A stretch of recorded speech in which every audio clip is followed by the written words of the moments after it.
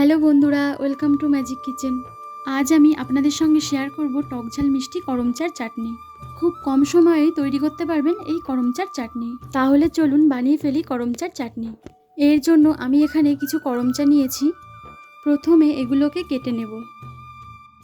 তার জন্য করমচাটাকে লম্বালম্বিভাবে কেটে নিতে হবে। কেটে নেওয়ার পর দেখবেন এর ভিতরে একটা দানা আছে। এই দানাটাকে কিন্তু ফেলে দিতে হবে। ছুরি দিয়ে দানাটাকে এইভাবে ফেলে পরিষ্কার করে নেবেন। দানাটা কিন্তু আপনারা অবশ্যই ফেলবেন, না হলে চাটনিটা তেতো হয়ে যেতে পারে। এইভাবে আমি সমস্ত করমচাগুলোকে কেটে নিয়েছি আর এর ভিতরের দানাগুলোকে ফেলে পরিষ্কার করে নিয়েছি।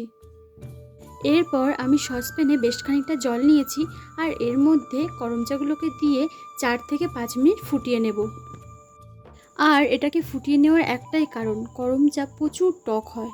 একটু ভাপিয়ে নিয়ে জলটা ফেলে দিলেই টকটা কেটে যায়। এবার জল থেকে করমচাগুলোকে ছেঁকে নেব। এরপর কড়াইতে আমি সামান্য পরিমাণে তেল দেব আর এর মধ্যে আমি দিয়ে দেব 2 শুকনো লঙ্কা, হাফ চামচ গোটা সর্ষে আর হাফ চামচ গোটা জিরে। এগুলো যখন তেলের মধ্যে ফুটে উঠবে, এরপর আমি ভাপিয়ে রাখা করমচাগুলোকে দিয়ে দেব আর দিয়ে দিচ্ছি সামান্য পরিমাণে হলুদ। এবার 1 মিনিট তেলের উপরে নাড়াচাড়া করে নেব। এরপর আমি এর মধ্যে দিয়ে দেব জল।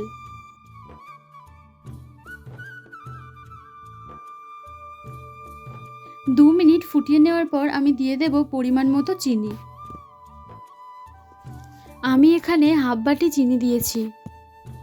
আপনারা যেমন মিষ্টি পছন্দ করেন তেমন চিনি দেবেন।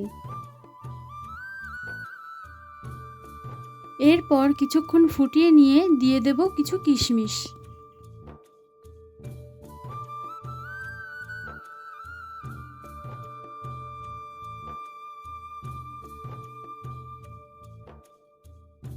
আর দিয়ে দিচ্ছি সামান্য পরিমাণে নুন।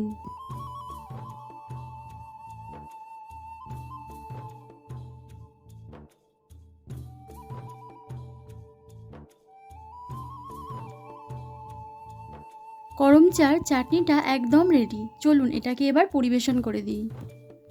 আমার এই রেসিপিটা যদি আপনাদের ভালো লেগে থাকে তাহলে অবশ্যই লাইক করবেন, শেয়ার করবেন নিজের পরিচিতদের সঙ্গে আর সাবস্ক্রাইব করে পাশে থাকা অল নোটিফিকেশানটা অন করে দেবেন।